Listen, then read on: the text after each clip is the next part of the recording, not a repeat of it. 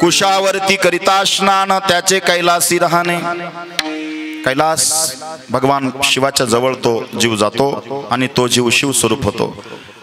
आयुष्यात एकदा नामा म्हणे प्रदक्षिणा, एकदा तरी ब्रह्मगिरीची त्र्यंबकेश्वर नामा म्हणे प्रदक्षिणा, त्याच्या पुण्या नाही गणना, दृष्टी पडता ब्रह्मगिरी तया नाही यमपुरी। विठ्ठल विठ्ठल विठ्ठल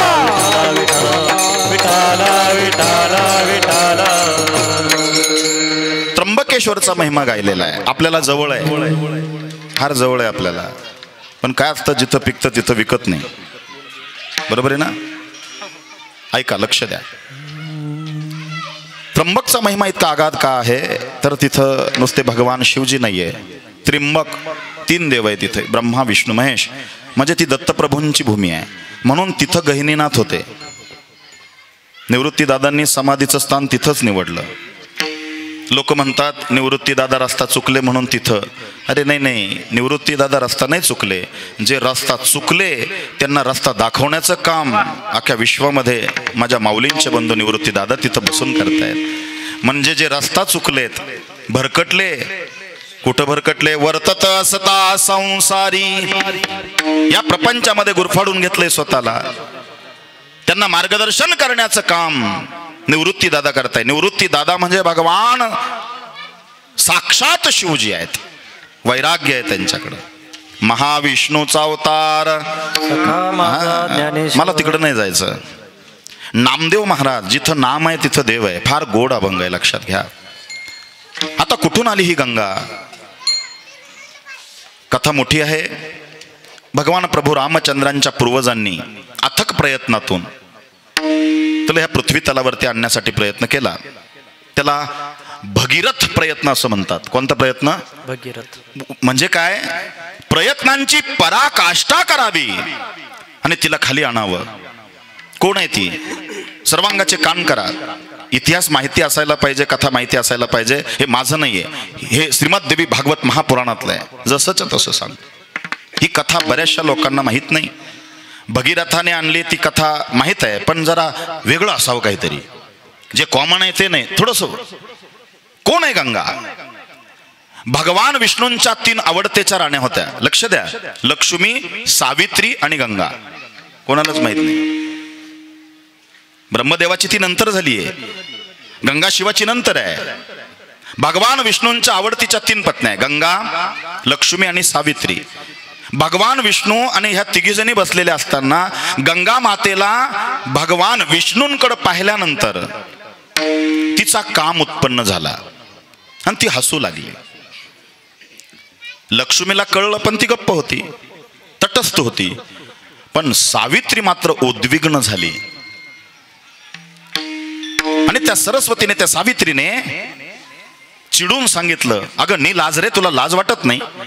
हे श्रीमद देवी भागवतातलंय, जसंच्या तसं मांडतो, तुला लाज नाही वाटली? देव आमचा पण आहे, तुझ्या एकटीचाच आहे का? ही म्हणली, तुला काय झालं? मी कुठं म्हणते एकटीचाच माझा आहे, तुझा पण आहे ना, तुला वाटलं तर तू पण हास। ती म्हणली, नाही, मला अजिबात पटलेलं नाहीये तुझं, शाप देते मी तुला गंगे, पृथ्वी तलावर जाऊन लोकांचं पाप घेशील आणि मलिन होशील। ही मलिन वासना आमच्या आपल्या तिघींसोबत असताना सुद्धा देवाबद्दल तुझ्या मनात वासना निर्माण झाली, तीच मलिन वासना घेऊन लोकांचे पाप घेशील, शाप आहे माझा। आता काय झालं, ही सगळी काव काव चाव चाव ऐकल्यानंतर देव तिथून उठला आणि सरळ निघून गेला। शहाण्या माणसाने असंच केलं पाहिजे, लक्षात घ्या।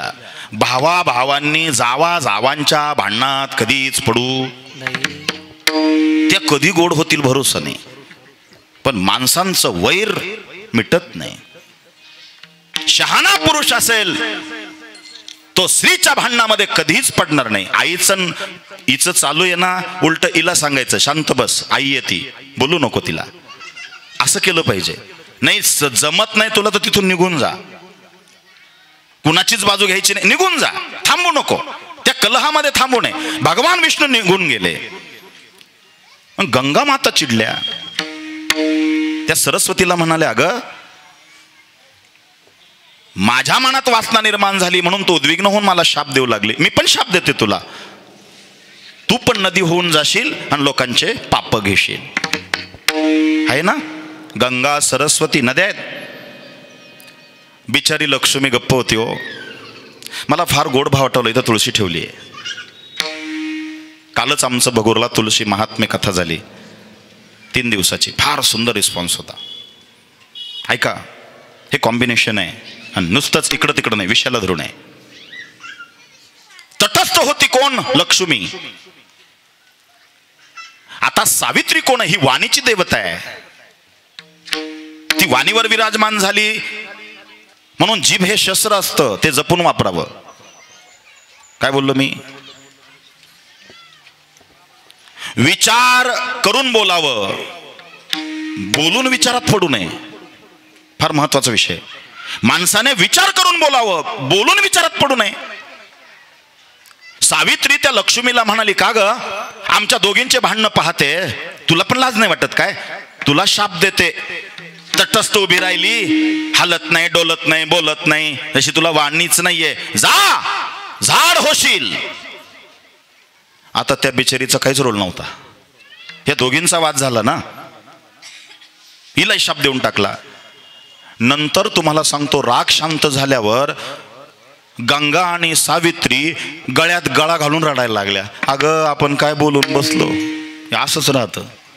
घटना घटने के बाद किया जाता है, उसे पश्चाताप कहते हैं. ध्यान से सुनिए, सर्वांगाचे कान करू नका. घटना घटने के बाद किया जाता है, उसे पश्चाताप कहते हैं. मगर घटना घटने से पहले किया जाता है, उसे विचार कहते हैं. पश्चातापाची वेळ कधी आली? घटना घडून गेली, आधी विचार करून बोलायला लागत होतं. रडू लागल्या.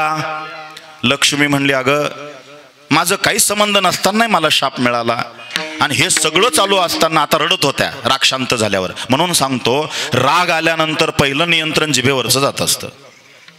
राग आलं का पहिलं नियंत्रण जिभेवरचं जातं आणि त्या रागाच्या भरात माणूस काही बोलून बसतो आणि नंतर पश्चातापाची वेळ येते. बरोबर आहे ना? राग फार वाईट आहे. क्रोध हा माणसाचा सगळ्यात मोठा शत्रू आहे.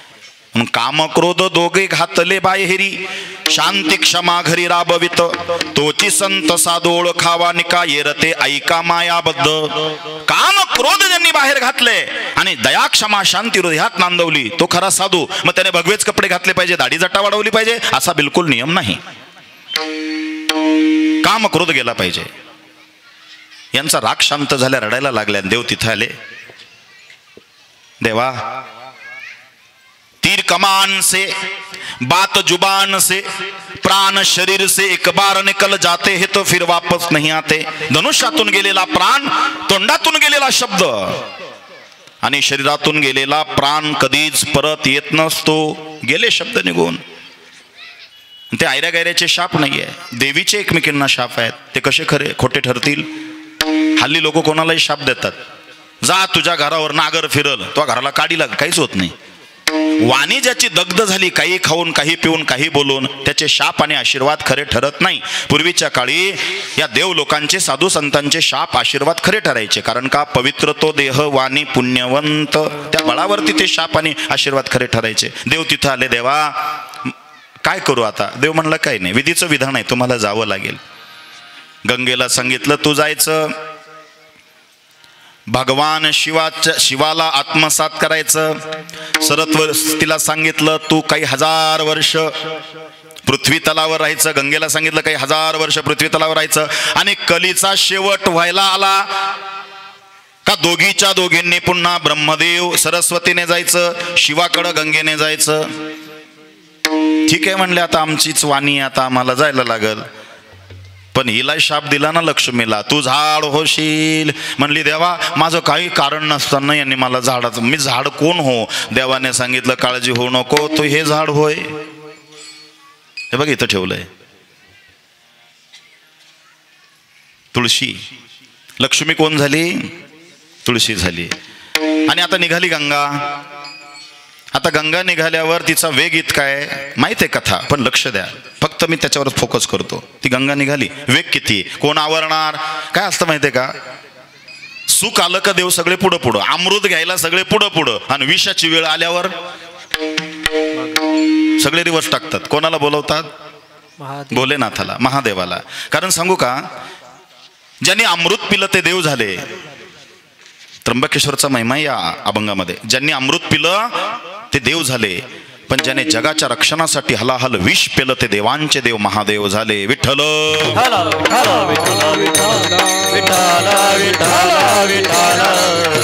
आता तिचा वेग कोण सहन करणार? हे भोलेनाथा. संकट आलं का देव आठवतो, बरोबर आहे ना? सुखामध्ये आठवण येते का देवाची? नाही येत. आणि आमचे कबीरजी म्हणतात, तुम्ही ना सुखात असताना देवाची आठवण काढा, दुःखात काढूच नका. अरे असं कसं काय? काय गोड बोलतायत पहा. दुख में समिरण सब करे, दुख में समिरण सब करे, सुख में स्मरे ना कोई, जो सुख में समिरण करे फिर दुःख काहे का होय. सुखामध्ये देवाची आठवण काढा, देव तुम्हाला दुःख येऊच देणार नाही. देवांचे देव महादेव, फार मनाचे भोले माझे देव. देवा तिचा वेग. देव म्हणला काळजी नका करू. विधीचं विधान आहे का? विष पेल्यावर कंठाची आग झाली, मी सर्प धारण केला. सर्प हा थंड प्राणी आहे. अंगाची आग व्हायला लागली, मी राख अंगाला लावली. म्हणून खेड्यापाड्यात एखाद्या लहान बाळाला ताप आला तर काशीच्या ताटलीत राख घेतात, ओली करून मुलाच्या अंगावरून फिरवतात. राख ही ताप शांत करणारी आहे. म्हणून शेतकरी आणि भगवान भोलेनाथ फार जवळचा संबंध आहे. राख रोपाला टाकतो, बरोबर. साप शेतकऱ्याचा मित्र आहे, बरोबर. याचं वाहन बैल आहे, शेतकऱ्याला लागतो, बरोबर सांगतोय ना मी. डोक्यावर गंगा आहे, पाणी सगळ्यांना, शेतीला. मग सगळ्या शेतकऱ्यांनी कोणाची सेवा करावी? भोलेनाथाची. प्रमाण आहे त्याला, पण माझ्याकडे वेळ कमी. ऐका देवा, देवाने काळजी करू नका. माझ्या मस्तकाची फार आग होतीये. पाणी कोणाचं घोळाना फुटलं, रक्त यायला लागलं किंवा बेशुद्ध पडलं तर डोक्यावर पाणी मारतात, बरोबर सांगतोय मी. शीतलता प्राप्त करून देण्याचं काम पाण्यामध्ये आहे. मग आता मी जटेत धारण करतो, आणि मग ती जशी आली स्वर्गातून, वेग कमी करण्यासाठी भगवान शिवजीने तिला मस्तकावरती धारण केलं. जटेत गंगा बाळी चंद्रमा, जटेत गंगा श्री चंद्रमा, भाळावर डोळा, हुंकारातून तूच चालविशी विश्वाचा सोहळा. त्र्यंबकेश्वरचं जर वर्णन आहे अभंगात, तर मग दुसऱ्या तीर्थक्षेत्रावर जाऊच कशाला मी. प्रवचन कीर्तन करताना जे शास्त्रात आहे तेच बोलावं. मला असं वाटतं, तू घरी जाऊन सांग. मारुती बुवांचं प्रवचन चालू होतं आळंदीच्या ज्ञानोबा माऊलींच्या समाधी मंदिराजवळ, आणि त्यांचे गुरु सद्गुरु जोग महाराज पिंपळाच्या पारावर ऐकत होते. वा वा वा, माझा मारुती किती गोड प्रवचन करतो. ज्ञानेश्वरीवरची ओवी, आगा कर्मे जे उरावे. फार सुंदर प्रवचन चालू होतं, आणि ते प्रवचन चालू असताना जोग महाराज मान डोलवायचे. वा वा, माझा काय गोड प्रवचन आहे माझ्या मारुतीचं. मारुतीराव गुरव बोलले त्या प्रवचनात. मला असं वाटतं एकच शब्द खटकला जोग महाराजांना, उडी मारली, वीज कडाळावी असा आवाज काढला. मारुती, तुला काय वाटतं ते घरी जाऊन सांग. प्रवचन कीर्तनात माझ्या ज्ञानोबा माऊलींना, तुकोबांना जे वाटतं तेच सांगावं. विठ्ठल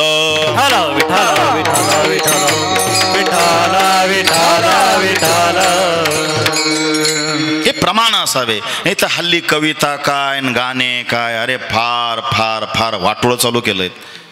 हे विचित्र आहे. म्हणून सांगणाऱ्यालाही परिणाम होणार नाही, ऐकणाऱ्यांनाही परिणाम होणार नाही. त्याचं कारण आहे अधिकारच नाही ना. अधिकार नाही. पाकिट मागून पैसे घेणारा कीर्तनकार असूच शकत नाही. शपथ सांगतो, व्यासपीठावर आहे मी. तो व्यापारी आहे, तो व्यावसायिक आहे, कमर्शियल आहे. तो कसला कीर्तनकार? बरं, हे डायरेक्ट बोललो तुम्ही तर मला कीर्तन प्रवचनकाराने टोळीतून काढून टाकेली. ऊस तोड्यांच्या टोळ्या बऱ्या, अशा आमच्या टोळ्या आहे. मरो जाओ, फकीर रहे अपने मस्ती में, चाहे आग लग जाए बस्ती में. फकीर होके फिकीर करे, वो साला गदा है. कबीरजी म्हणतात, फकीरानं फिकीर करू नये, मस्तीत राहावं पण शिस्तीत राहावं. घोटाळा तिथं आहे. जाऊ द्या, माफ करा, विषयांतर झालं. भगवान शिवजीने ती गंगा धारण केली. सारखं पाणी टिपकलं, कारण ती गंगा त्या जटेमध्ये सारखी फिरते, वेग फिरते. आता हा बाबा विषामुळं आग व्हायला लागली, पाण्यानं त्याला बरं वाटलं आहे की नाही. बरं वाटलं. पण शंकर, पार्वती, गणपती आणि स्कंद माने कार्तिक जवळ आहे, त्यांना सारखं त्या पाण्याने ओलं व्हावं लागायचं. म्हणून ते उठले. तुम्ही पहा, शिव मंदिरात पार्वती जवळ नाही, ते अशी भिंतीत खात्यात बसेल राहते. लक्ष्मीने विचारलं, का ग पार्वती तू यांच्या सोबत का नाही, आम्ही पाय कसं जोडीने राहतो. म्हणली, हा बाबा दिगंबर अवस्थेत, ही गंगा ती पाणी सारखं टिपकतं, आम्ही ओलो होतो, आम्हाला वाजती थंडी, याला वाटतं बरं, म्हणून आम्ही आमचं बाजूला. हा एकटाच आहे मस्तपैकी, मस्तीत आहे पण शिस्तीत आहे.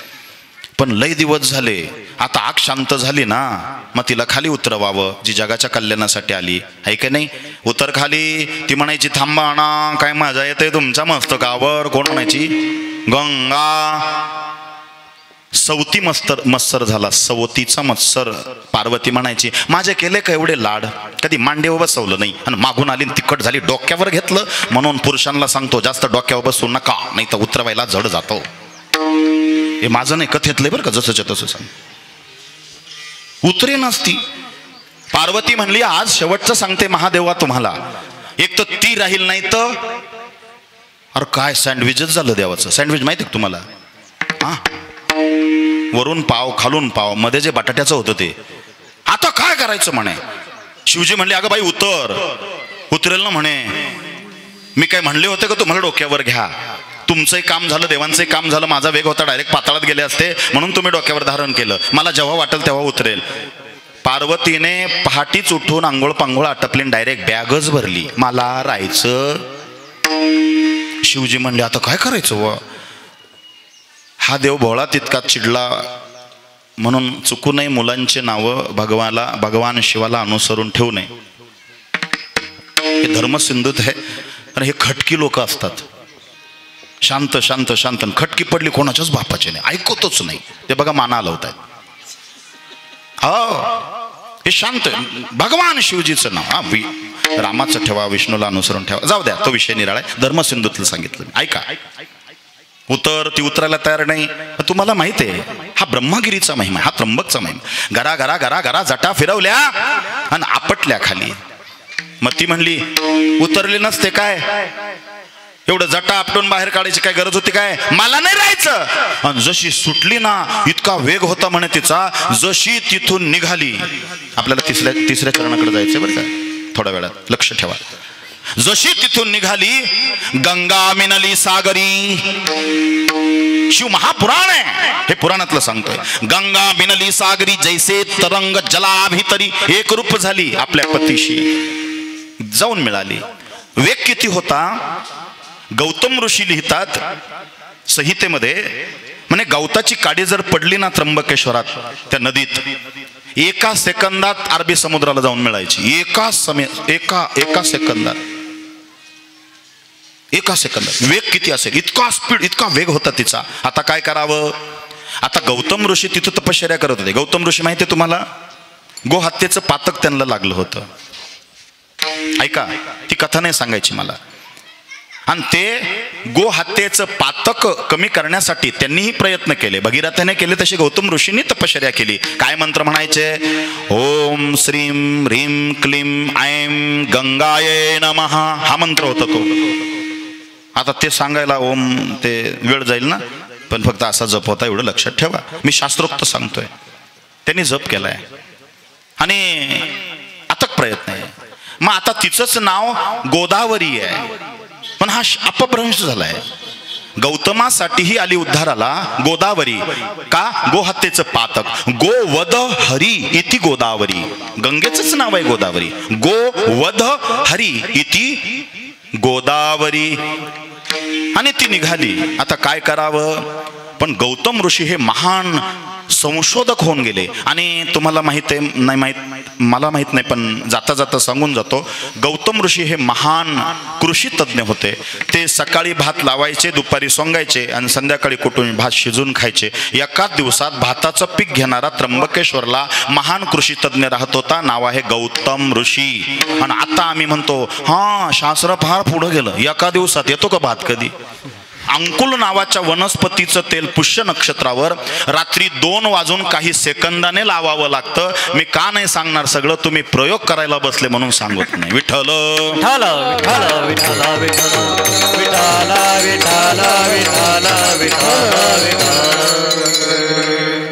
आता हिचा वेग कसा कमी करायचा? मग त्यांनी काय केलं, एक युक्ती लढवली.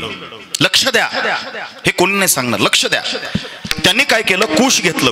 कुश माने दर्भ. तुम्ही पूजा विधी करताना ज्या वनस्पतीच्या अंगठ्या करताना बोटात घालतात, हे अमृत आहे बरं का. कुश ते जर नसेल तुमच्याकडे, कुश नसेल, दर्भ नसेल ब्राह्मणाकडं, तर ब्राह्मणाने स्वतः आपल्या मस्तकावर तुळशीचं पान ठेवायचं आणि जो पूजेला यजमान बसला त्याच्याही मस्तकावर तुळशीचं पान ठेवायचं. दर्भ नसेल तर दर्भ, त्याला कुश म्हणतात. काय म्हणतात? कुश. त्या गौतम ऋषींनी कुशाची काडी घेतली, अशी काडी, कुशाची काडी घेतली आणि आवर्तनाचा मंत्र त्या काडीवर मारला. काय मंत्र होता तो? ओम. सांगू? हात जोडा. जे जाऊन आले, जे हे मावंदे करतायत त्यांना पुण्य मिळेल, पण आज जेवढे आहे हे ऐकलं, हात जोडून ऐकलं तरी पुण्य. ओम द्रवरूपा महाभागा स्नानेंच तर्पणे आम्ही अभिषेक पूजनेंच पातुम माम शुक्ल रूपिणी विष्णुपाद प्रसूतासी वैष्णवी नामधारिणी पाहि माम सर्वोत्तर क्षेत गंगा त्रिपतगामिनी मंदाकिनी सदपातु देहांते स्वर्गवल्लभा अलकनंदाच वामे पृथ्व्याम्यातु तिष्ठति भोगावती च पाताले स्वर्गे मंदाकिनी तथा बोला गंगा गोदावरी माता की जय. तुमचं पाप गेलं सगळं. ही स्तुती आहे. आणि तो कुश माने दर्भ, बरोबर आहे ना. त्या कुशाची काडी आडवी लावून जिथं आवरलं त्याचं झालं कुश आवर्त, इति कुश आवर्त. आणि तिथं स्नान केल्याने काय पुण्य मिळतं? तिसरं चरण. कुशावरती करिता स्नान, कुशावरती करिता स्नान, कुशावरती करिता स्नान, कुशावरती करिता स्नान, कुशावरती करिता स्नान,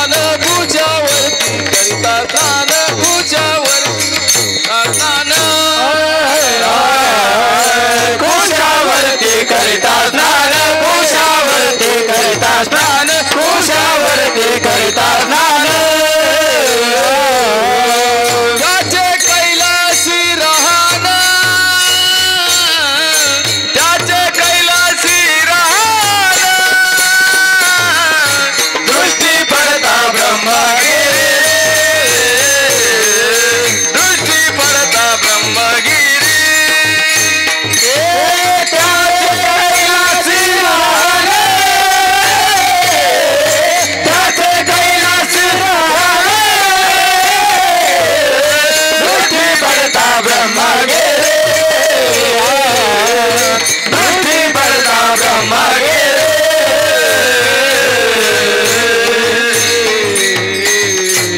तिसऱ्या चरणामध्ये नामदेव महाराज बोलतात, कुशावरती करिता स्नान. कुशावर्त कशाने नाव मिळालं कळलं का तुम्हाला? कुश आवर्त कशाने आवरलं? दर्भाने, कुशाच्या काडीने अशी आडवी लावून आवर्तनाचा मंत्र मारला आणि तिचा जो वेग होता तिथं तो खंडित केला, तिथं तिला कंट्रोल केलं आणि ते काय झालं? कुशाने आवरलं म्हणून कुश आवर्त इति कुशावर्त. आणि तिथं बुटकी मारली. त्याचा रिझल्ट काय? त्याचा आउटपुट काय? त्याची फलश्रुती काय? कुशावरती करिता स्नान, त्याचे कैलासी राहणे. कारण ती गंगा शिवाला प्रिय आहे म्हणून तिच्यात बुटकी मारली, कैलाशी राहणे. पण तिच्यात नियम आहे. आजपर्यंत आम्ही इतके स्नान केले, का पाप जाऊ नये? गंगा पाप घालवते कळत न कळत केलेलं. लक्ष द्या, हा मोस्ट इम्पॉर्टंट मुद्दा आहे, अंडरलाईन करा. गंगा जे पाप घालवते, श्लोक आहे त्याचा, गंगा पापम शशितापम दैन्यकल्पतरुस्तथा पापम तापम दैन्यंच घ्नन्ति संतो महाशया. हे कोण सांगतंय? संस्कृत मध्ये सांगतो, नाही कळलं तर मराठीत सांगतो. गुह्याति गुह्य गोप्त्वातम गृहणास्मत् कृपम जपम सिद्धिर्भवतु मे देव तत्प्रसाद महेश्वरम मृत्युंजय महारुद्रम त्राहि माम शरणागतम जन्म मृत्यू जरा रोगे पीडितम कर्म बंधने. जन्म मृत्यूचे फेरे चुकतील, कर्मबंधनातून मुक्तता होईल, जरा रोग शरीराची आधी आणि व्याधी जाईल. कुठं? कुशावरती करिता स्नान. मी नाही बोलत, मराठीत सांगू का? अर्थ नाही कळाला. शंकर सांगे पार्वतीला, हे पार्वती मी तुला गुह्यातला ती गुह्य सांगतो. काय? जो कुशावर्तामध्ये स्नान करत असतो ना तो माझा होतो, पण कोण नियम पाळला तर. नाही तर मारली बुटकी आला घरी, नाही जमत. नियम आहे त्याचे, ऐकून ठेवा. इथून पुढं कधीही तीर्थक्षेत्रावर गेले तर तिथं 3 प्रकारचे स्नान आहेत. तसे 9 प्रकार आहे, मला वेळ नाहीये, घड्याळ थांबत नाही. 3 प्रकारचे स्नान आहे: साधं स्नान, सचेल स्नान आणि पंचगव्य स्नान. पण ह्या तिन्ही स्नानांना प्रोसिजर, नियम एकच आहे. हे धर्मसिंधूतलं आहे, माझं नाही. अभ्यास असेल तर बोलायचं, नाही तर गपचूप राहायचं. त्याच्यातलं काय सांगितलं? नियम सांगितले. जर गंगेने पाप जातं तर आजपर्यंत आमचे पाप जाऊन पुण्य मिळून आम्हाला सुखाची प्राप्ती का नाही, दुःखाची आत्यंतिक निवृत्ती का नाही? आम्ही सिस्टम मध्ये करत नाहीये. त्या नदीला फक्त पाणी समजतो आम्ही. अरे पाणी नाहीये, ते पाणी नाहीये. मग काय आहे ते? अरे अख्ख्या जगभरातून हिंदू लोक माणसाला जाळल्यानंतर, प्रेत यात्रा झाली, माणसाला दहन विधी झाला, ते प्रेत दहन केलं का त्याची अस्थी आणि राख आढळ गंगेत नेऊन टाकतात. बाकीकडं नद्या नाहीये का? पाणी तेरा रंग कैसा जिसमें मिलावे उसके जैसा. पाणी तर सगळीकडे सारखं आहे. आता माझ्या बाटलीत मी बघूरचं पाणी आणलंय, आमच्या बघूरचं आणि सिन्नरचं पाणी एकत्र करतो आणि तुम्हाला दाखवा तुमचं पाणी कोणतं, ओळखू येईल काय? पाणी पाणीच आहे ना. मग इकडं तिकडं का नाही टाकायच्या त्या अस्थी? विहिरीत टाका, बोरवेल मध्ये टाका, नादी नदी नाल ओहळे गावचा तिथं टाका. तिकडंच का जायचं? कारण शास्त्रज्ञांनी स्पष्ट केलंय, आजपर्यंत गंगेत हजारो लोक रोज येऊन हाड टाकतात, पण एकही हाड तिथं दिसत नाही, एकही हाड दिसत नाही, एकही राखेचा कण तिथं दिसत नाही. मग जातात कुठं ही हाड? अमेरिकेतले काही लोक आले, सिडनीतले होते, कुंभमेळा 2002-3 ला काहीतरी होता, बरोबर आहे ना? त्यावेळेस मी तिथंच उपस्थित होतो. त्या लोकांनी त्यांच्या नद्यांच्या पाण्याचे सॅम्पल आणले आणि ते चेक करत होते असे. आणि शेवटी हे हिंदू लोक इथं आणून अस्थि विसर्जन का करता म्हणून चेक करत होते. त्यांनी गंगेत असा लोटा भरून घेतला आणि त्याच्यात मशीन लावलं, उड्या मारायले. ओ गॉड, ओ गॉड. माझ्याकडे पेपरमध्ये ती बातमी छापली, तसून तशी मी ठेवली आहे. हे विज्ञानाला चॅलेंज आहे. मग तिथं पत्रकार परिषदेने विचारलं का तुम्हाला हे विशेष का वाटलं? त्यांनी इंग्रजीत उत्तर दिले, मी ती मराठीत सांगतो कारण इंग्रजी माझं कच्चं आहे, थोडंसं येईल पण कच्चं आहे. मग कच्चं असलं तर नको ना बोलायला, आहे का नाही? हां, ज्ञान लपवता येतं, अज्ञान नाही लपवता येत. हां ऐका, त्या लोकांनी असं उत्तर दिलं, म्हणे या गंगेच्या पाण्यात आम्हाला असा अर्क सापडला जो मेलेल्या माणसांचे हाडं टाकल्यानंतर त्याचं 1.5 तासात पाणी करण्याचं सामर्थ्य फक्त गंगेत आहे. विठ्ठल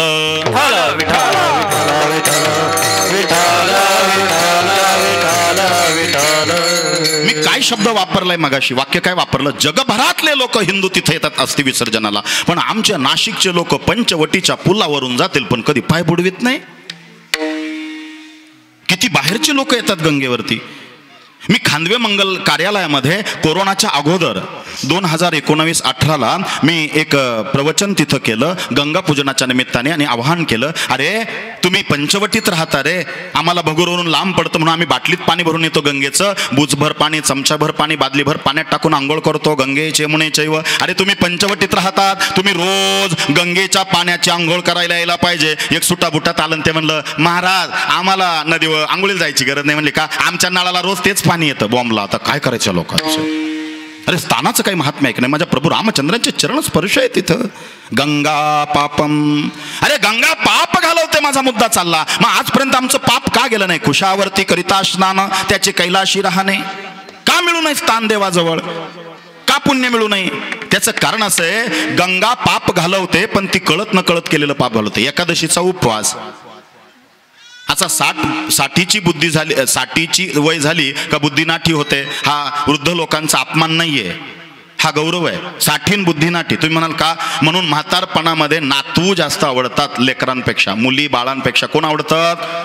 नातू आवडतात. का? म्हातारपणामध्ये ती बुद्धी लहान मुलांसारखी होते. 60 बुद्धी नाठी. म्हणून चुकूनही नातवांना आजोबा आजीपासून कधीही दूर करू नका. फार अक्षम्य गुन्हा आहे हा, लक्षात घ्या, लक्षात घ्या.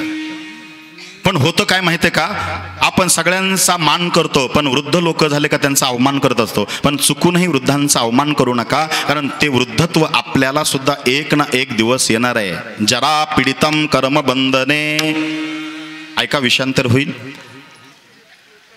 60 वर्षाचं वयाच्या पुढं वय झालं आजोबांचं. सुनाने एकादशीच्या दिवशी, तिलाही माहीत नाही बिचारीला, पोह्याची डिश हातात दिली, पहिलाच घास घेतला आणि कॅलेंडरकडे लक्ष गेलं. म्हणलं अरे अरे अरे सुनबाई, तुलाही कळलं नाही मलाही कळलं नाही. डिश ठेवून दिली, बाहेर गेला, गुळणी केली, पांडुरंगापुढं नाक घासलं. म्हणलं देवा लक्षात नाही राहिलं बरं का रे, चुकून खाल्ल्या गेलं एकादशीच्या दिवशी. एकादशीच्या दिवशी चुकून खाल्ल्या गेलं. गुळणी करा, लक्ष द्या, गुळणी करा आणि त्यावर एक तुळशी पत्र ग्रहण करा आणि उपवास धरा. तुम्हाला उपवास सोडायचा दोष लागणार नाही, कारण कळत न कळत झालंय तुमच्याकडून. असा कळत न कळत घडलेला सोडलेला उपवास, सोडला गेलेला उपवास, कळत न कळत आहे की नाही. आजची बुटकी मारली गंगेत जाऊन तर ती गंगा ते पाप निश्चितच घालवेल. पण एकादशीचा उपवास आणि पंक्तीत फिरवतो, जो खादडत होता त्याच्याकडे पाहतो, अरे हे उपवास आहे तुला, कशाला बसतो तिथं. जो खात होता तो म्हणला खाय ना खाय, आणि हा म्हणतो जीवर आल्यासारखं खाल्लं असतं रे, एकादशी आहे. जे खदडत होतं ते म्हणला कुठं मोठी एकादशी, लहान आहे, कोणच्या करंट्याने लहान आणि मोठा एकादशी केली, मला कळत होतं. एकादशीच असते ना. एकादशी म्हणजे काय, पंच कर्मेंद्रिय पंच ज्ञानेंद्रिय, 5 आणि 5 किती झाले, 10. पंच कर्मेंद्रिय पंच ज्ञानेंद्रिय, 5 आणि 5 10, ती दशमी. 11वं मन ती एकादशी, आणि 12वी बुद्धी ईश्वराला आगमन करणं ती द्वादशी. विठ्ठल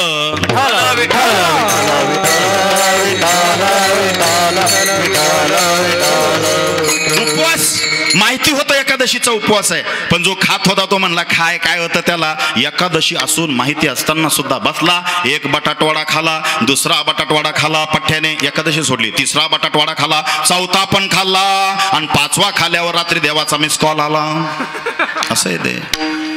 तगमग तगमग तगमग झाली. म्हणला एकादशी सुटली, माहिती असून पण सोडली, जाणून बुजून सोडली आहे, कळत न कळत नाही, जाणून बुजून सोडली आहे. मग त्याला कोणतरी सांगितलं काय नो काळजी करू, जाय पंचवटीत जाय, नाही तर कुशावर्ताव जाय, नुसती बुटकी मारून ये, एकादशी सोडायचं पाप लागणार नाही. गेलं हे कुशाल, गेलं आणि गेलं, कपडे फिडे काढले, बुटकी मारली, हा खाली बुडाला, पण आतला बटाटवाडा वर तरंगला, हा वर आला, बटाटवाडा परत त्याच्यात घुसला, जाईल का पाप, नाही जाणार. कळत न कळत केले. आणि ऐका ना, ऐका, त्याला प्रोसिजर आहे. 3 स्नान आहे सांगितले. मला नाही इतक्या कमी वेळात एवढं बोलता येणार. कधीतरी गंगा महात्म्य एक फेब्रुवारीमध्ये आहे, 7 दिवसाचं, नाशिक रोडला, तिथं तुम्हाला आमंत्रण आहे. मी तारीख सांगेल, माझ्या लक्षात नाही आहे तारीख, मी लिहिली. तिथं या तुम्ही, जर आले तर तुम्हाला 7 दिवस, माझा प्रचार नाही करायचा, तुम्हाला 7 दिवस गंगा महात्म्यच नुसतं ऐकायला मिळेल. विठ्ठल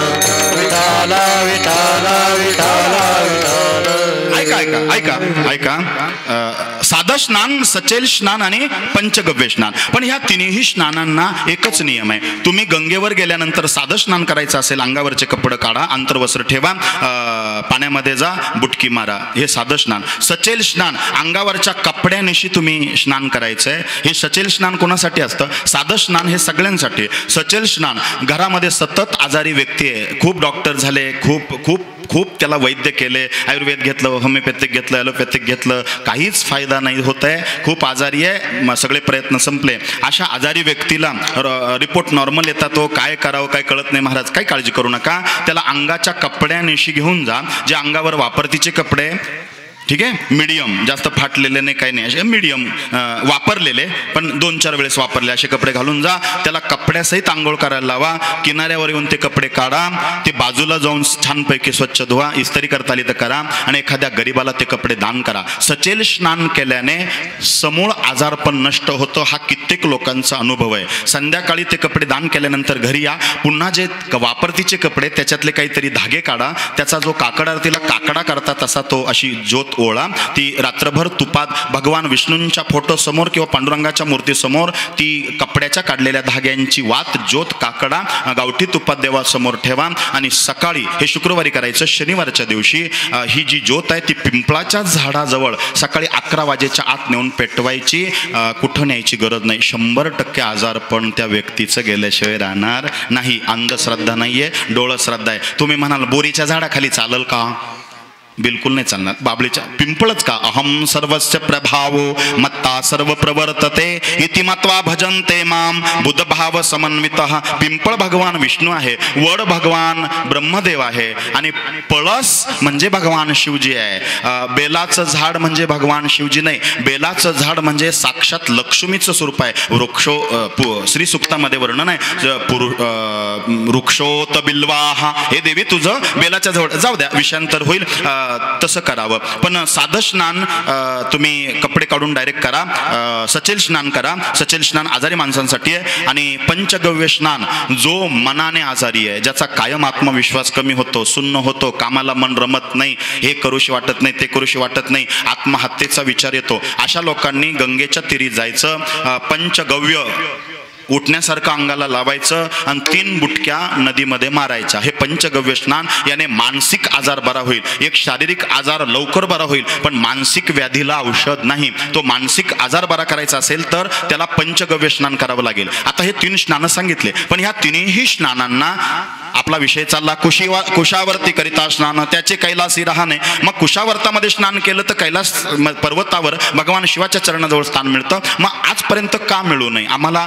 दुःखाची आत्यंतिक निवृत्ती, परमानंदाची प्राप्ती का होऊ नये? त्याचं कारण असं आहे, आपण नुसतं जातो, आंघोळ करतो, पण नियमात करत नाही. त्याला नियम आहे. हे बघा, तिन्ही स्नान करा, पण नियम एक, गंगेच्या तीरी गेल्यावर तुम्ही कपडे काढा किंवा नका काढू. पहिलं आवाहन आहे, आपण हात जोडून त्या कुशावर्तावर, त्या पंचकोटीत रामकुंडावर किंवा गंगा गोदावरी माता जिथं जिथं तुम्ही जाल, क्षिप्रा नदीला जा, यमुना मातेला जा, शरयूला जा, तिथं तीर्थावर गेलं का हात जोडून आवाहन करायचं, हे देवी, हे भगवती, हे नदी, हे पवित्र गंगे, मला आंघोळीची अनुमती दे, परमिशन दे. आंघोळीची अनुमती मागायची. आवाहन आहे. आव्हान वेगळं, आवाहन वेगळं. आव्हान म्हणजे काय? येतो आकडं पाहतो, हे आव्हान आहे. आणि आवाहन म्हणजे काय? तुम्ही याल का आमच्याकडं, हे काय आहे? आवाहन वेगळं, आव्हान वेगळं. मराठी भाषा आहे ना, मराठी भाषाच फार गोड आहे गड्या, आहे का नाही? म्हणून आपली मराठी भाषा जी आहे ना, ती फार श्रीमंत आहे. कशी आहे पोरांनो? श्रीमंत आहे बरं का आपली मराठी भाषा, फार श्रीमंत आहे. इंग्रजी भाषा मात्र दरिद्री आहे, फार गरीब आहे ती भाषा. तुम्ही म्हणा का? कारण मराठी भाषा शृंगारयुक्त आहे. किती शृंगार आहे? म्हणून इंग्रजी बाईला, पाश्चात्य संस्कृतीच्या बाईला तयार व्हायला फक्त 1.5 मिनिटं लागतो. जीन्स घातलं, टॉप घातलं, जमलं. पण आमच्या मराठी बाईला महाराष्ट्रात, हिंदुस्थानात 2-2 तास आरशा पुढं उभं राहावं लागतं. कारण का? शृंगारच तेवढा आहे ना. म्हणून पुरुषांनी जास्त काही गडबड करू नये, तिला करू द्यावं. कारण का? शृंगार आहे मराठी भाषेमध्ये, आहे का नाही? इंग्रजी भाषा दरिद्री आहे. इंग्रजी भाषा A for Apple, A for Apple म्हणजे ॲपल पासून सुरू होते, सफरचंदापासून सुरू होते, आणि झेड फॉर झॅब्रा, जनावरच करून सोडते. ही इंग्रजी भाषा आहे, दरिद्री आहे, ती करंटी भाषा आहे. आणि माझी मराठी भाषा आईचा पासून सुरू होते आणि ज्ञानेश्वरापर्यंत नेऊन पोहोचवते. विठ्ठल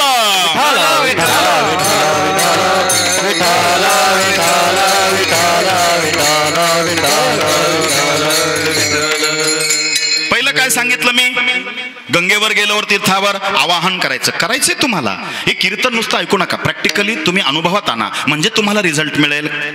कुशावर्ती करिता स्नान, त्याचे कैलाशी राहणे. पण ह्या प्रोसिजरने स्नान केलं तर कुशावर्तावरती स्नान केल्याने कैलासाची प्राप्ती होती. पण ती कशी? आवाहन करायचं, नंतर आचमन करायचं. आचमन मंत्र तुम्हाला नाही आले तरी चालल, पण आचमन म्हणजे 3 वेळेला पाणी प्यायचं आणि 4थ्या वेळेला सोडून द्यायचं. ओम केशवाय नमः, ओम माधवाय नमः, ओम नारायणाय नमः, ओम गोविंदाय नमः, हात जोडून विनंती करायची. नाहीच काय आलं, पांडुरंगाचं नाव घ्यायचं, 3 वेळेला पाणी सोडायचं, प्यायचं आणि ते 4थ्यांदा सोडून द्यायचं. आता स्नानाला जाताना उजवं पाऊल त्या तीर्थात ठेवायचं. आता तीर्थामध्ये स्नान करताना शास्त्र सांगतं तुमच्या नाभी इतकं पाणी असायला पाहिजे. कारण का? तुम्ही पारायणाला बसता, तुमचं पारायणाचं असं नाही व्यासपीठ, ते उंच पाहिजे, ते तुमच्या पोटाच्या थोडंसं वर यायला पाहिजे. कारण कमरेपासून, नाभीपासून खाली अपवित्र जागा. आता ती का, कशी, आणि खूप विषयांतर होईल, मला इतका वेळ नाहीये. नाभी इतकं पाणी असायला पाहिजे. गंगा स्नान करताना, तीर्थस्नान करताना पोटा इतकं पाणी पाहिजे. एखादं म्हणाल खाली खोल असलो तर, आम्ही बुडालो तर आम्हाला भीती वाटते, मग एक काम करा, गुडघ्यावर किंवा मांडी घालून त्या तीर्थात बसा, इथपर्यंत पाणी यायला पाहिजे. ठीक आहे, इथपर्यंत पाण्यात जायचंय. पण त्या तीर्थामध्ये चालताना तुम्ही उजवं पाऊल पहिलं टाकलंय तीर्थात, बरोबर आहे ना? डावं पाऊल समांतर टाका आणि पाऊल उचलून त्या तीर्थात चालू नका. कारण ते तीर्थ पायदळी तुडवायचं पुन्हा पाप लागेल. आपण गेलोय पुण्य कमवायला, पडलं घडलंय पाप. मग चालताना महाराज आम्ही काय डोक्यावर पाय घ्यायचे का? तीर्थ आम्हाला तुडवायचं पाप लागेल. तर चालताना तुम्ही त्या वाळूला, त्या मातीला मातीला त्या जमिनीला पाय असे सरकीत चला, असं सरकीत चला, समांतर उचलून टाकू नका. कुठपर्यंत जा? पोटा इतक्या पाण्यात जा. सूर्य जर पूर्वेला असेल तर स्नान करताना तीर्थावरती तुमचं जे मुख आहे ते पूर्वेला असायला पाहिजे. सूर्य जर पश्चिमेला असेल तर तुमचं मुख, तुमचं तोंड कुठं पाहिजे? पश्चिमेला पाहिजे. एकाने लगेच कीर्तनात विचारलं, सूर्य पूर्वेला असेल तर तोंड पूर्वेला करायचं, पश्चिमेला असेल तर पश्चिमेला करायचं, डोक्यावर असेल का वर तोंड करायचं? वर नाही करायचं, मग उत्तरेला करायचं. कारण मध्यान्ह काळात सूर्य माथ्यावर असताना ज्या तीर्थात तुम्ही स्नान करता ते सगळेच्या सगळे तीर्थ नर्मदेच्या स्नानाला पवित्र होण्यासाठी जात असतात. म्हणून सगळ्यात पवित्र जर कोणी असेल तर नर्मदे हर, ज्याने नर्मदेचं स्नान केलं बास. अहो नर्मदे मधला कंकर कंकर शंकर आहे हो, इतकी ताकद आहे मग मी गंगा मातेला कमी लेखतोय असं बिलकुल नाही, या सख्यात. पण आता ती भगवान शिवाच्या घामापासून जन्माला आली आणि एक मस्तकावरून खाली आली, दोघी एकच आहे. विठ्ठला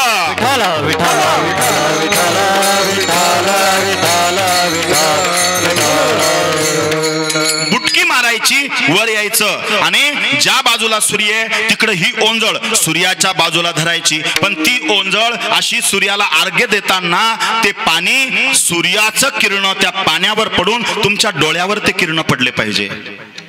हे विज्ञान आहे बरं का. आणि माझं विशेष आहे, मी विज्ञान अध्यात्म दोन्ही सांगतो. अर्घ्य सूर्याला तुम्ही देता, सकाळी देतात किंवा तीर्थावर स्नान करताना तुम्ही असं सूर्याला अर्घ्य देता ना, पण तो कोणता मंत्र म्हणायचा? ओम ह्रीम गृणी सूर्य आदित्य श्रीम नाही म्हणता आला तर सरळ गायत्री मंत्र म्हणा, कारण ती तेजाची उपासना आहे. पण का त्या सूर्याचे किरण त्या पाण्यातून तुमच्या डोळ्यात यावे, तुमची दृष्टी सुधारावी. आणि दृष्टी सुधारली का या सृष्टीत तुम्हाला ईश्वराचं स्वरूप दिसेल. नजर बदलो तो नजारे बदल जाते हे, अपने सोच बदलो सितारे बदल जाते हे. अरे किती कठीण आहे, इतकं सोपं नाहीये गंगा स्नान. अजून त्याच्यामध्ये 5 मुद्दे आहेत. पण काय करू, घड्याळ थांबत नाहीये ना. कुशावरती करिता स्नान, पण कसं ह्या प्रोसिजरने केलं तर. आता अजून नियम सांगतो थोडेसे जे आपल्याला पाळण्याजोगे आहेत. हे नियम तर पाळायचेच आहे. पहिला नियम पाळायचा, कधीही त्या तीर्थामध्ये पोहायचं. लक्ष द्या, चंद्रभागेत पोहता तुम्ही, इंद्रायणीत पोहता, पंचवटीत गेले, नदी नाही पोहायचं नाही. हां, तुम्ही तलावात पोहा, नाल्यात, कधीही तीर्थक्षेत्रामध्ये पोहायचं नाही. दुसरा नियम सांगितला, कधीही त्या तीर्थामध्ये अंगाला साबण लावून आंघोळ करायची नाही, ब्रश करायचा नाही, चूळ भरायची नाही, अजिबात. कळलं का तुम्हाला? बिलकुल नाही. नाही तर तुम्ही पुण्य कमवायला जाल, पाप घरी घेऊन याल. कधीही अंतर्वस्त्र जे आपण आंघोळीचे कपडे ते चुकूनही त्या तीर्थात धुवायचे, कारण तीर्थ पवित्र ठेवण्याचं काम आपलं आहे. अरे माफी मागून बोलतो, मला वाईट वाटतं. परदेशामध्ये जा, त्या नद्यांना तीर्थाचं स्वरूप नाहीये, तरी इतक्या नद्या स्वच्छ ठेवल्या त्या परदेशातल्या लोकांनी. डायरेक्ट तुम्ही नदीचं पाणी पिऊ शकता. पूर्वीच्या काळी सुद्धा डायरेक्ट नदीचं पाणी पिता येत होतं, कारण ते पाणी पवित्र असायचं. ते पाणी पवित्र का असायचं? निर्जंतुकीकरण का करेल असायचं. कंपन्यांचं पाणी त्याच्यात नव्हतं. आता विज्ञान पुढे गेलं पण अधोगती झाली. विज्ञानाची प्रगती दुधारी शास्त्राप्रमाणे आहे. पहा तुम्ही, पूर्वीच्या काळी आमच्या माता भगिनी पाणी भरायला गंगेवर जायच्या, नदीवर जायच्या. आणि नदीवर पाणी भरायला गेले का त्या हंड्यामध्ये, त्या गुंडीमध्ये, त्या कळशीमध्ये तांब्याचे भांडे सहसा पाण्याला वापरले जायचे. कारण तीर्थांमध्ये पवित्र जर कोण असेल तर ती गंगा आहे. लक्ष द्या, तीर्थांमध्ये पवित्र जर कोणी असेल तर ती गंगा आहे. वस्त्रांमध्ये जर काही पवित्र असेल तर ती घोंगडी, आपला मेंढर असतं ना, त्याची जी लोकर असते ना, त्याच्यापासून तयार झालेले जे वस्त्र आहे ना, लोकरीपासून, ते सगळ्यात पवित्र आहे. त्याला ढाबळ म्हणतात. म्हणून कीर्तनकाराच्या खाली व्यासपीठावर पाय ठेवायला ती ना धुवायची गरज नाही. ती ढाबळ ना अशी झटकली तरी ती पवित्र होत असते. म्हणून वस्त्रामध्ये पवित्र काय आहे? लोकर. मेंढरापासून तयार झालेलं जे वस्त्र आहे ना ते पवित्र आहे. धातूंमध्ये सगळ्यात पवित्र सोनं आहे. कोण आहे? हा, म्हणे सोनं घाणीत जरी पडलं तरी ते उचलून घ्यावं, कारण ते कधीच अशुद्ध होत नाही. एका बाईने बैल पोळ्याच्या दिवशी बैल ओवाळला आणि पुरणपोळी खाऊ घालताना जी अंगठी घेतली ती ओवाळायला, ती बैलाने पुरणपोळी सहित खाऊन घेतली. 2 तोळ्याची होती. ती बाई रोज कधीच गोठ्यात गेली नाही, पण रोज शेण चाचपडायला जायची. का? सोनं हे पवित्र आहे. ते शेणात गेलं, मागणीत गेलं तरी ते उचलून घ्यावं. आणि त्यातली त्यात आता सोनं परवडत नाही, त्याच्यातलं पाणी परवडणार नाही, चांदी परवडणार नाही. सगळ्यात खालोखाल जर पवित्र धातू असेल तर तो तांबा आहे. पूर्वीच्या काळी नद्या का स्वच्छ राहायच्या? तांब्याच्या भांड्यांचा वापर होता.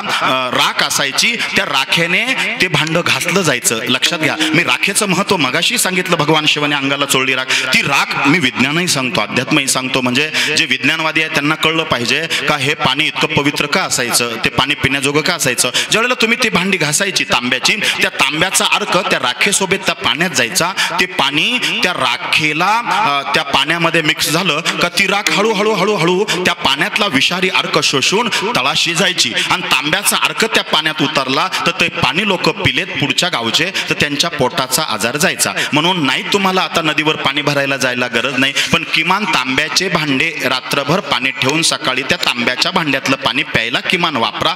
गंगेचं पाणी पवित्र पिल्याचं तुम्हाला पुण्य मिळेल. विठ्ठल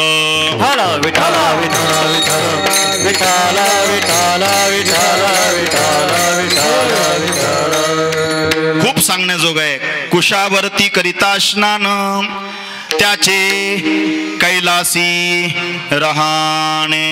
ऐका ना ऐका ना ऐका ना. आता जे जे जोडपे जाऊन आलेत नाही का कुठं चारीधामला, ठीक आहे, आणि अलखितिक दंडक आहे, पण आता ही परंपरा हिंदू धर्म संस्कृतीमध्ये तिकडून जाऊन आलं का गंगा पूजन आपण केलं पाहिजे, आहे की नाही. गंगा पवित्र आहे म्हणून तिचं पूजन आपण केलं पाहिजे. पण महाराज फक्त त्या जोड्या जाऊन आल्या होती चारधामला आणि आपण इथं आलोय.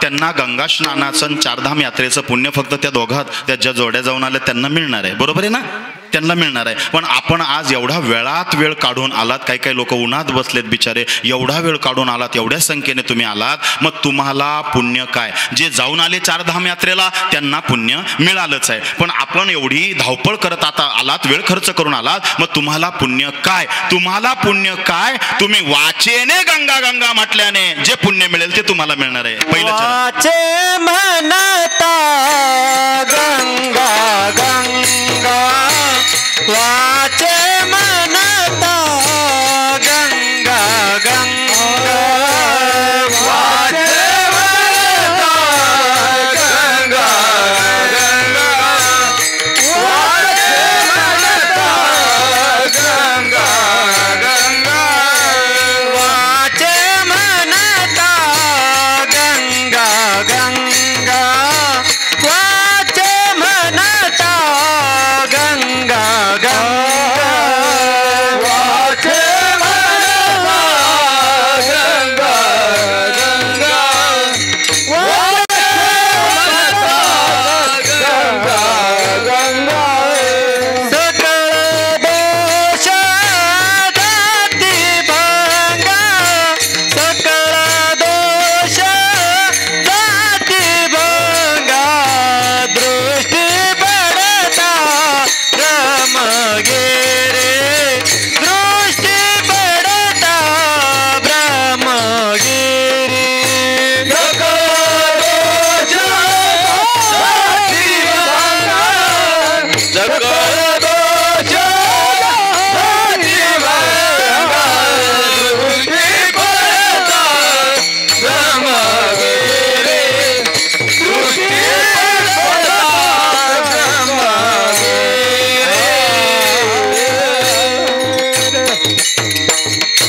नामदेव महाराज पहिल्या चरणात म्हणतात वाचे म्हणता गंगा गंगा.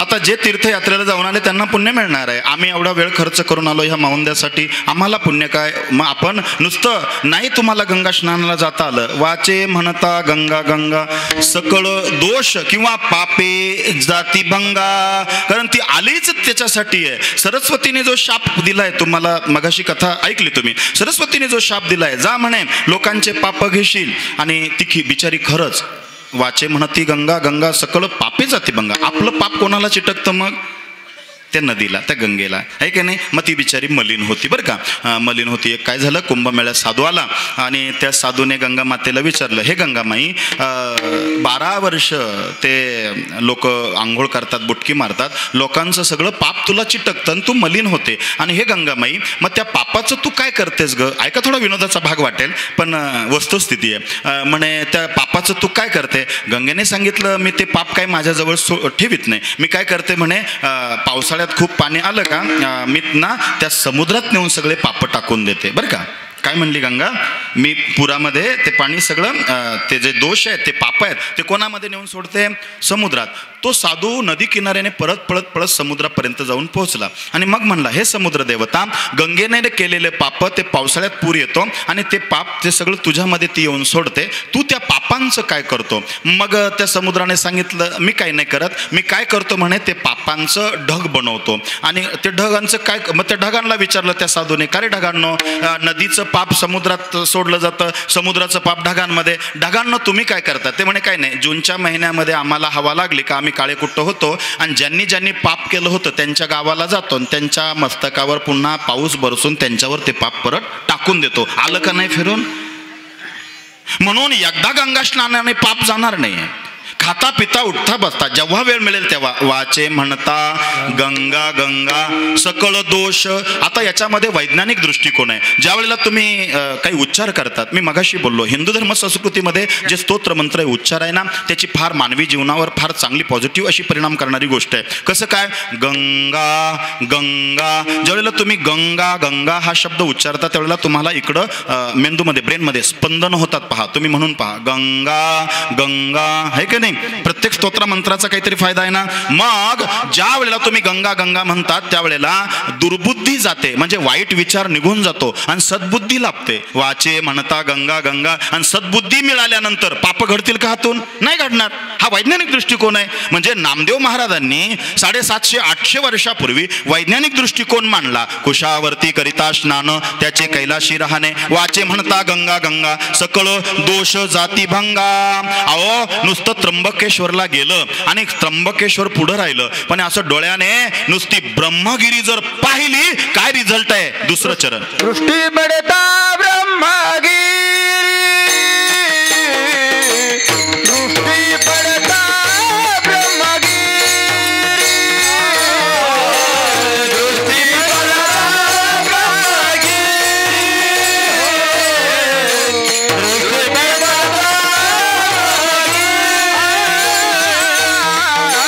दृष्टी पडता ब्रह्मगिरी, दृष्टी पडता ब्रह्मगिरी, दृष्टी पडता ब्रह्मगिरी, दृष्टी पडता ब्रह्मगिरी. तया नाही यमपुरी, तया नाही यमपुरी, दृष्टी पडता ब्रह्मगिरी, दृष्टी पडता ब्रह्मगिरी.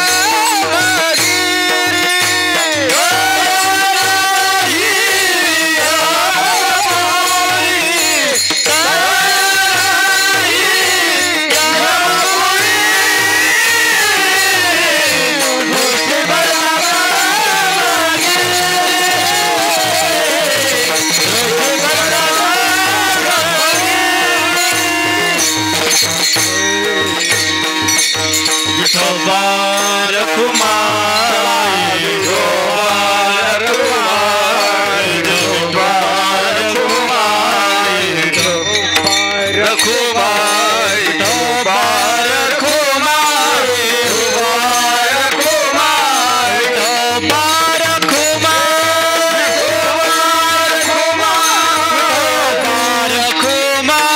विठोबा रखुमाई, विठोबा रखुमाई,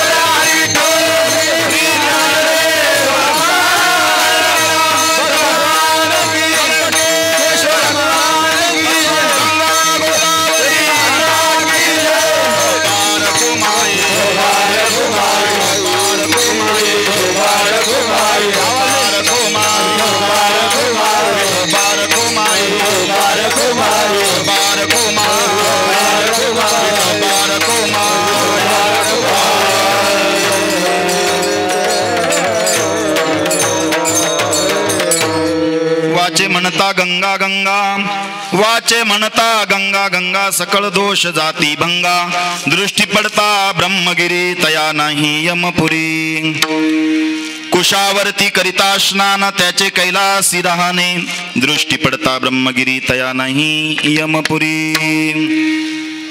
वेळ कमी आहे ना, त्याच्यामुळे मी लई स्पीडमध्ये सांगायचा प्रयत्न केला, लई बोललो, अजून 2 मुद्दे सांगायचेच राहून गेले. गाड्याला थांबत नाही ना, आता 1 वाजत आला ना. काय झालं, मी ही अगोदर तारीख घेतली असती तर इथं 9:30ला आलो असतो, पण काय झालं, एक 5-6 दिवसापूर्वी काहीतरी ही तारीख घेतली आणि त्याच्या आधी मी एक 10वीची तारीख घेतली, ती दौंडातला आहे की नाही, गोटीजवळ. मग तिथून येता वेळ झाला. मी दादांना सांगितलं थोडंसं मागं पुढं होऊ शकतो, ते म्हटले चालेल 1 तास करा पण तुम्हीच या.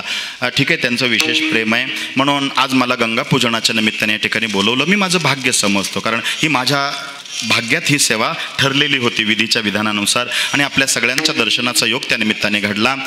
माऊंद आहे आणि हा शब्दाचा अपभ्रंश आहे. मावद हा शब्द आहे. कोणी कोणी केलं आजपर्यंत, पटकन सांगतो 5 मिनिटात आटपतो. कोणी कोणी केलं, हे केलं आमच्या नवनाथांनी केलं बरं का. मावद आपण माऊंद म्हणतो त्याला. मावद म्हणजे पुण्य करायचं पण ते कोणालाच सांगायचं नाही, कारण सांगत फिरलो तर ते पुण्यक्षय होतं. अक्षय पुण्य टिकावं असं वाटत असेल तर त्याला मावद हा शब्द आहे. आपण केलेलं पुण्य कुणाला सांगायचं नाही. म्हणून काशीला जे राहतात ते कधीच बोंबलत नाही, आम्ही काशीत राहतो, आम्ही काशीत राहतो. आणि काशीला कोणी जाऊन आलं का तर म्हणतो आम्ही काशीला घेऊन, काशीला कधीच बोलू नये. मी काशीला गेलो होतो, गावामध्ये एक विचित्र माणूस होता. तो म्हणला तू काशीला काय जाऊन आला, तू जन्माला आली हीच मोठी. मी काय बोललो काय आहे का नाही, बोलू नये आहे का नाही. मावद म्हणजे काय, बोलू नये. केलेलं पुण्य कर्म जर क्षय पावू नये असं वाटत असेल, अक्षय टिकावं असं वाटत असेल तर मावद बोलू नये. त्याच्यानंतर कोणी केलं, त्याच्यानंतर केलं आमच्या ज्ञानोबांनी, आमच्या नामदेव महाराजांनी, आमच्या निवृत्तीदादांनी सोपान मुक्ताईने हे मावद केलंय बरं का. मावद केलंय असं वर्णन आलंय. कारण तीर्थक्षेत्राला तरुणपणी गेलं पाहिजे, हे आमच्या ज्ञानोबा माऊली शिकवतात. तरुण वयातच गेलं पाहिजे ना, आहे की नाही. लोक म्हणतात नाही आता कुठं आमचं वय झालं, म्हातारं झालं का मग आम्ही जाऊ, मग टाकण टिकाईन विठोबा रुक्माई. अरे नाही जमत, कारण देवाला ताजी फुलं फार आवडतात. माफी मागून बोलतो, परमार्थ हा बालवयापासूनच सुरू करायचा असतो. कारण क्या भरोसा है इस जिंदगी का, काय भरोसा नाही. आम्ही म्हातारपणात जाऊ. चला ना पंढरपूरला, येतं का पंढरपूरला. आलो असतो, माझ्या मुलाचं लग्न ठरलं, मग आम्ही म्हणलं जाऊ द्या, घरातलं लग्न आहे मुलाचं, गेलो निघून. परत दुसऱ्या वर्षी आता चला ना म्हणलं आलो असतो, पण सुनाला 8वा महिना चालू आहे, येता येणार नाही, गेलो आम्ही. परत 3ऱ्या वर्षी आता नातू झाला ना सुनाला, मुलाला नातू झाला ना, आता चला ना पंढरपूरला. म्हणलं आलो असतो पंढरपूरला, पण नातू माझ्याशिवाय राहत नाही. आणि कोणीतरी म्हणलं हाच त्याच्या बिस्किट खातो, आमच्याशिवाय नाही. अरे जोपर्यंत जव हे सकाळ सिद्ध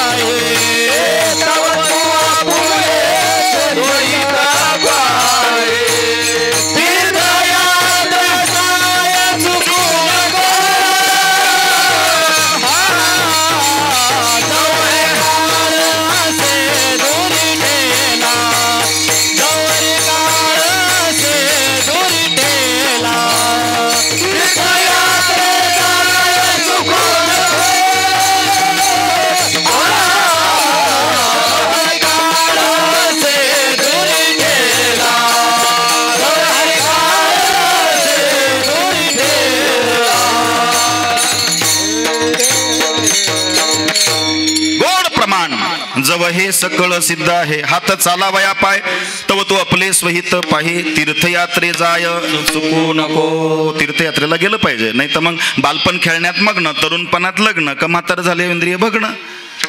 त्या पुंडलिकाच्या आईबापाला चालता येईना म्हणून पुन्हा मागं यावं लागलं. आणि पुंडलिकाने आईबापाची सेवा करून पंढरपूर नावाचं तीर्थक्षेत्र निर्माण केलं. मग आपण लक्षात घेतलं पाहिजे, कशाला जाता दूर. आता हे काय पुरोगामी विचार नाही मांडत मी. बरेचसे लोक तीर्थयात्रा करतात, पण सकळ तीर्थाची अधुरे जी का हे पण सांगितलं पाहिजे. गंगा पूजन आहे ना, तीर्थ काय? आईच्या पायाचा डावा अंगठा, बापाच्या पायाचा उजवा अंगठा, हे सगळ्यात मोठं तीर्थ आहे. म्हणून माय बाप केवळ काशी, तीर्थाचा दर्जा, तेने न जावे तीर्थाशी. आणि आई बापाची सेवा न करता तू तीर्थयात्रेला जात असेल, तीर्थे धोंडा पाणी आणि देव रोकडा सज्जनी, आहे का नाही? काय गोड गोड संगती पहा. पण काय करू, घड्याळ थांबत नाही ना. आणि मला 2 सिद्धांत फार गोड सांगायचे होते, पण आता वेळेचं बंधन आहे. वाचे म्हणता गंगा गंगा, म्हणा ना गंगा गंगा, म्हणा ना गंगा गंगा. मागच्या आपल्याच गटातले ना, म्हणा सगळे गंगा गंगा. आवाज नाही येत मागचा, गंगा गंगा. एखादं म्हणाल हे काय पागल झालं का? अरे ते अभंगत वर्णन आहे ना. वाचे म्हणता गंगा गंगा. अरे जे आमचे काकां ते जाऊन आले, त्या मावशी जाऊन आल्या, त्यांना पुण्य मिळालं रे तीर्थस्नानाचं. आपण नाही गेलो चारीधामला, माझे पण 4 धाम नाही झाले अजून, म्हणून मी सारखं म्हणतोय गंगा गंगा. कारण नाही जाता आलं तर नुसतं म्हणल्याने काय होतं, सकळ दोष जाती भंगा. आणि नाही तुम्हाला जगन्नाथपुरीला जाता आलं, काही नका, जवळ जा, इथून 60, 70, 80 किलोमीटर तुम्हाला पडेल. दृष्टी पडता ब्रह्मगिरी तया नाही, कशाला जातो दूर, जवळच आहे पंढरपूर, आहे का नाही? गेलं पाहिजे तिथं. आणि तुम्हाला पंढरपूरची नगर प्रदक्षिणा नाही जमली, अहो नाही जमत, आम्हाला काय करू, काही नका करू, आयुष्यात एकदा आलं, हा काय करा, एकदा प्रदक्षिणा मारा. आणि ती प्रदक्षिणा मारल्याने काय होतं, नाम मन प्रदक्षिणा, नाम मन प्रदक्षिणा, नाम मन प्रदक्षिणा, नाम मन प्रदक्षिणा,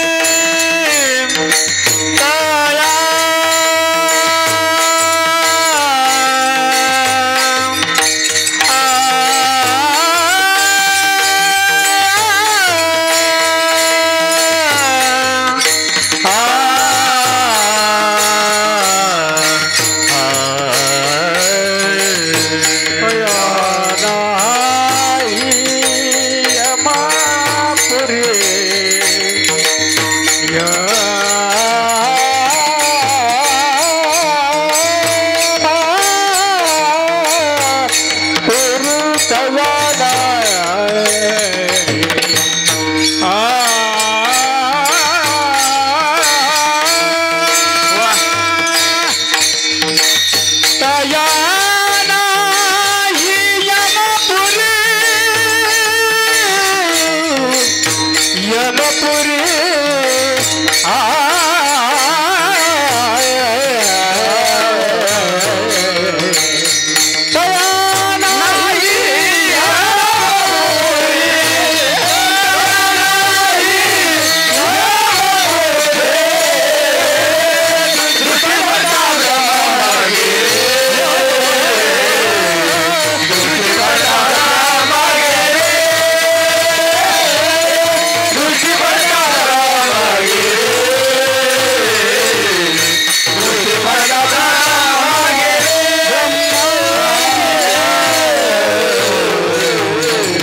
ज्ञानेश्वर माऊली ज्ञानराज माऊली माऊली ज्ञानेश्वर माऊली ज्ञानराज माऊली तुकाराम ज्ञानेश्वर माऊली ज्ञानराज माऊली माऊली ज्ञानेश्वर माऊली ज्ञानराज माऊली ज्ञानेश्वर ज्ञानेश्वर ज्ञानेश्वर माऊली ज्ञानराज माऊली ज्ञानेश्वर ज्ञानेश्वर ज्ञानेश्वर माऊली ज्ञानराज माऊली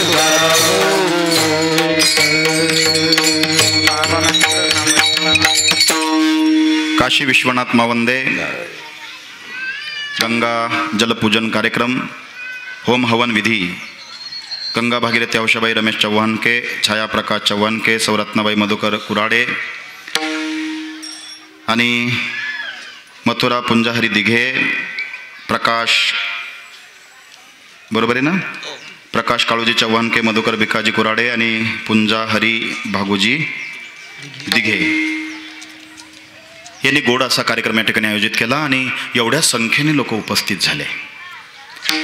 गंगा पूजन काय करायचं कसं करायचं सुना आहेत ठीक आहे मुली आहेत त्यांच्या हातून यांचं पटकन पूजन करणार आहोत आणि आपण एवढ्या दुरून आलात वेळ खर्च करून आला आपल्यालाही पुण्य मिळावं म्हणून एक गंगा कलश घेऊन महिलांच्या बाजूने एक कोणीतरी भगिनी पुरुषांच्या बाजूने एक कोणीतरी पुरुष आंब्याचा डगळा किंवा तुळशीपत्र पाण्यात बुडून सगळ्यांवरती सिंचन सगळ्यांना त्याचा लाभ व्हावा हा माझा मानस आहे ठीक आहे. नुसतं करायचं म्हणून झालं कीर्तन गेला बाबा बिलकुल नाही. माझ्यावर जर जबाबदारी दिली तर मी ती व्यवस्थितरित्या पार पाडली पाहिजे म्हणून आपण एक फक्त मी 5 मिनिटं घेणार आहे तुमचे.